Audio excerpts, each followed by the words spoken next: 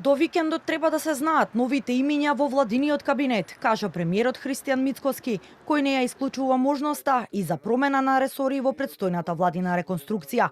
Тој вели дека првата фаза од разговорите со коалициските партнери поминала во конструктивен амбиент, а во наредниве денови ќе продолжат со консултации, пошто ќе бидат соопштени конкретните решенија.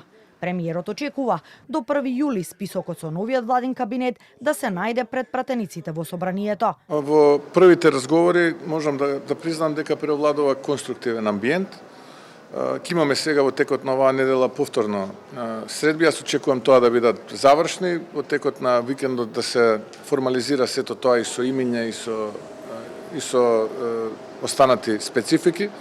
Инаку да, постои опција и за промена на ресори, да, и за тоа е разговарано. Првичните разговори со Вреди и со Знам Викендов се одвиваа зад затворени врати, а во интерес на процесот, ниту премиерот Мицкоски, ниту од власта не откриваат повеќе детали за суштината на разговорите и кои ресори ќе претрпат измени.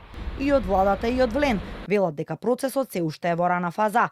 Ставот на Знам е дека нивните кадри ревносно и одлично си ја вршат својата работа и дека Димитриевски нема намера да се откаже ниту од Минчев, ниту од Филков, иако за министерот за правда веќе подолг период се шпекулира дека му виси фотелјата на Илинденска.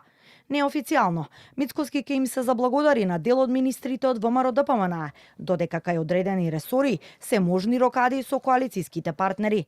Се споменуваат имињата на Ристовски, Љутков и Јаневска, како и министерот за земјоделство Трипуновски. Кај Вреди поставката на Фетаи и разидувањата со Лимани, можни се промени во ресорите и кадровски прераспределби, вклучително и рокада меѓу министрите Сали и Алиу, доколку здравство остане кај Вреди, а овој ресор го мерка и ВМРО-ДПМН. Во неофицијалните комбинаторики за тоа кој би се нашол на списокот на Мицкоски за кадровски промени на Илинденска, до сега не се споменуваат МВР, МНР, Министерството за транспорт, одбрана, финансии, енергетика, дигитална трансформација и локална самоуправа. Собранискиот спикер Гаши пак на денешниот брифинг со новинарите кажа дека штом го добие предлогот за реконструкција, ќе закаже собраниска седница во најкус можен рок.